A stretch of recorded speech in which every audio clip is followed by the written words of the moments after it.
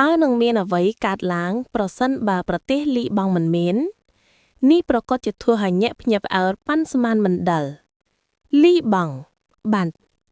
អរិយធម៌បុរាណបំផុតមួយរបស់ពិភពលោកត្រូវលុបហើយដើមស៊ីដារបស់លីបង់បាត់បង់ទីក្រុងបុរាណបៃប្លាស់មិនដែលត្រូវស្ថាបនា